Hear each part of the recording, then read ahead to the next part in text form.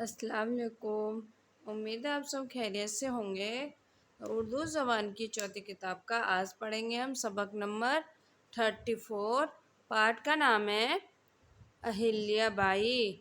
اہلیہ بائی، تو آج ہم اس ویڈیو میں اہلیہ بائی کے بارے میں سیکھیں گے، تو ویڈیو کو آپ پورا ضرور دیکھیے۔ ویڈیو پسند آئے تو لائک کیجیے۔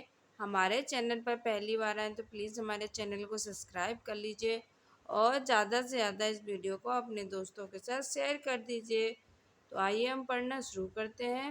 ویڈیو شروع کرنے سے پہلے اگر آپ نے ہماری پچھلی ویڈیو ابھی تک نہیں دیکھیں تو ان کا لنک میں نیچے ڈسکرپشن باکس میں دے دوں گی، وہاں سے آپ انہیں چیک کر سکتے ہیں۔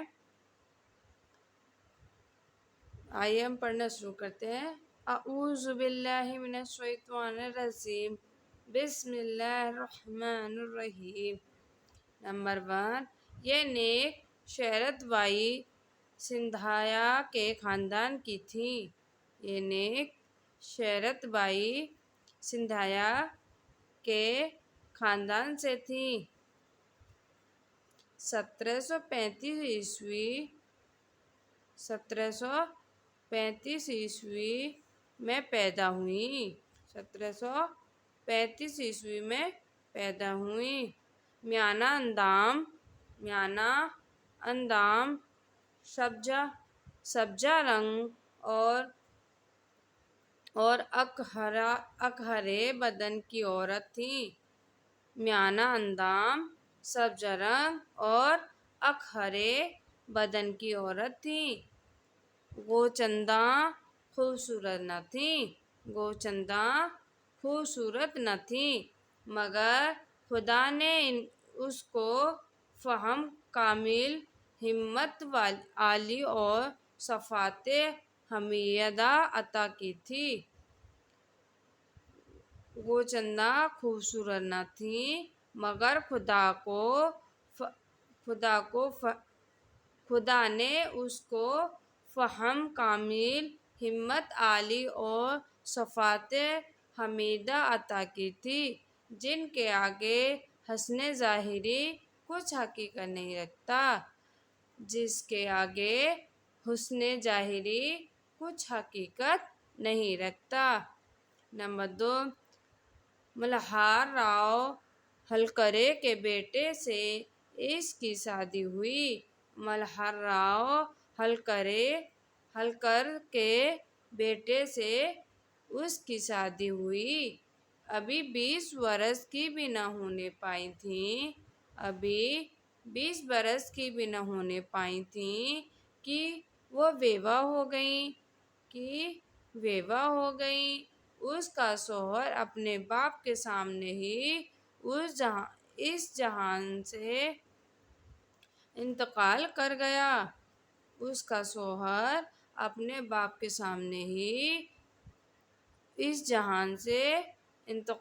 گیا۔ صرف ایک لڑکا اور ایک لڑکی یادگار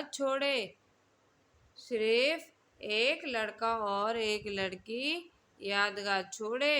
ملہار راؤ کی وفات کے بعد اس کا پوتا جانشین ہوا،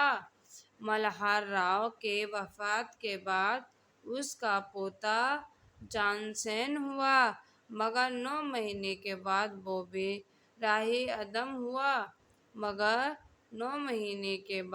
وہ بھی راہی عدم ہوا۔ اس لیے ادھرم شاستر کی رو سے اہلیہ کی وارث ٹھہری۔ اس لیے دھرم شاستر کے رو سے اہلیہ رعیت کی وارث ٹھہری۔ 1765 عیسوی میں اس نے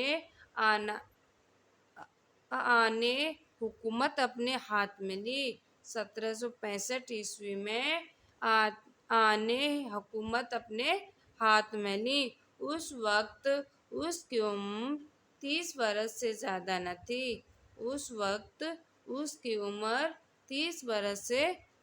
نہ تھی۔ نمبر 3، کہتے ہیں کہ اس نے خزائن سلطنت پر متصف ہو کر تمام روپے آشائش خلق اور فلاح عام کے لیے وقف کر دیا تھا۔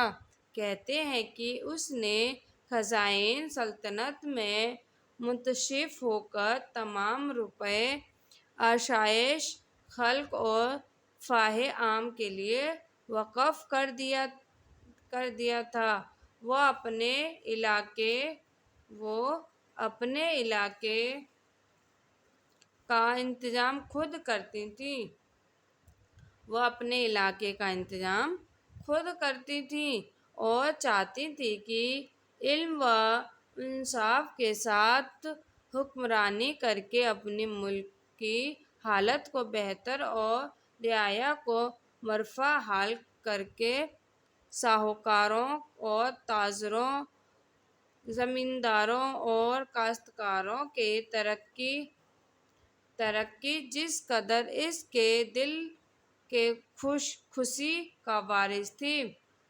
اور چاہتی تھی کہ علم و انصاف کے ساتھ حکمرانی کر کے اپنے ملک کی حالت کو بہتر اور رعایا کو مرفوع حال کر کے ساہوکاروں اور تاجروں، زمینداروں اور کاشتکاروں کی ترقی جس قدر اس کے دل میں خوشی کا باعث تھی۔ اتنی کوئی اور چیز نہ تھی۔ نمبر 4، سب سے افضل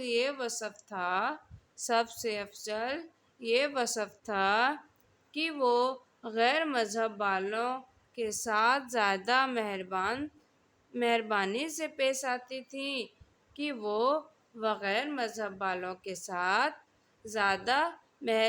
سے پیش آتی تھیں۔ اس کی انصاف پروری اور معدالت ہی کا نتیجہ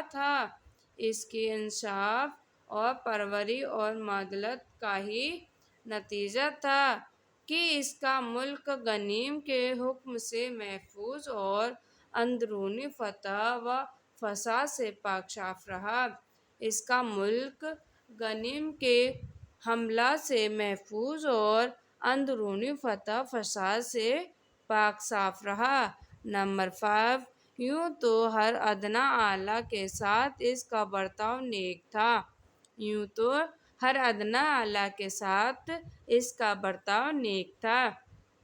لیکن غریب اور محنتی آدمیوں کے حال پر از حد توجہ کرتی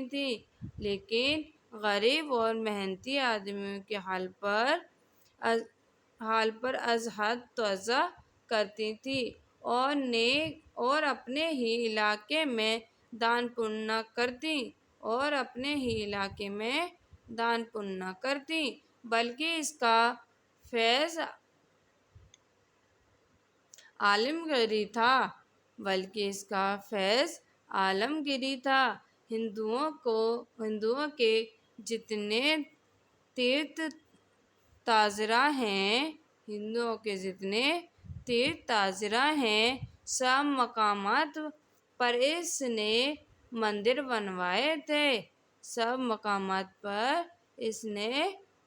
بنوائے تھے اور سالانہ خیرات بھی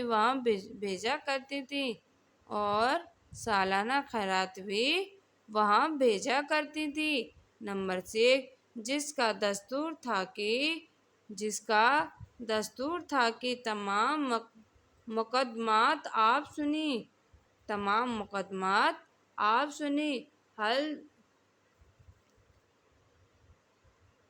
ہر ستغیر اس کے دربار میں باریات ہوتا۔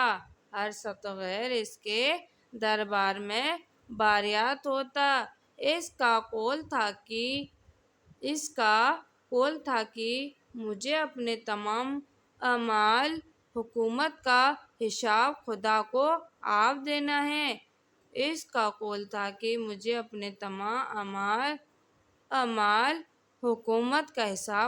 کو آپ دینا ہے۔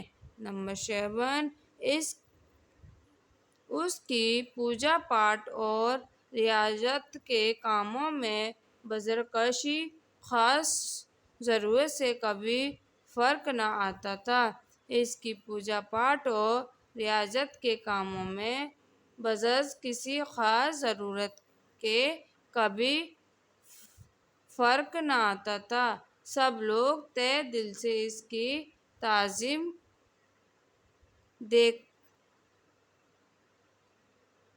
تکریم کرتے تھے۔ سب لوگ تہہ دل سے اس کی تعظیم تکریم کرتے تھے۔ نہ صرف اس کے ہم قوم بلکہ غیر قوم والے بھی اس کو ایسا ہی مانتے تھے۔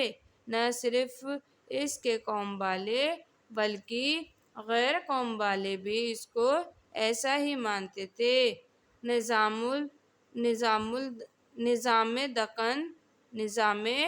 دکن اور ٹیپو سلطان بھی اس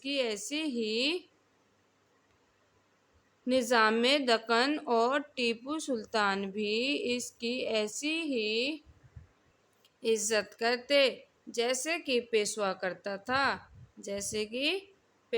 کرتا تھا۔ نمبر 8، ان باتوں کے سوا ایک بڑی قابل تعریف بات یہ ہے کہ خشامت سے اس کو نفرت تھی۔ ان باتوں سے سوائے ایک بڑی قابل تعریف بات یہ تھی کہ خشامت سے اس کو نفرت تھی۔ چنانچہ ایک برہمن اس کی تعریف میں کتاب بنا کر لایا۔ چنانچہ ایک برہمن اس کی تعریف میں ایک کتاب بنا کر لایا۔ جب تک وہ پڑھتا رہا خاموش بیٹھی سنا کی، مگر جب ختم کر چکا تو کہا بھلا میں شیف العقل اس صفت و ثنا کی مستحق کب ہوں؟ بھلا میں شیف العقل اس صفت و ثنا کی مستحق کب ہوں؟ یہ کہہ کر وہ کتاب دریا میں نرمدا میں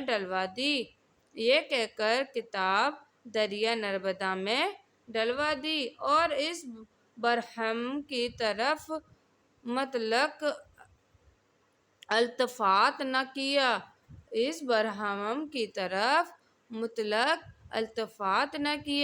نمبر 9، آخر عمر میں اس کو اپنی بیوہ دختر کے ستی ہو جانے کا سخت صدمہ اٹھانا پڑا۔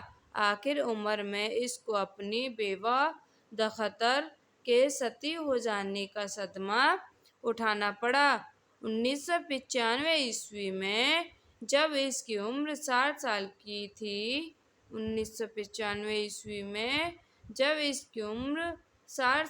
تھی، اس نے نہایت فیاضانہ اور منصفانہ حکومت کے بعد اس عالم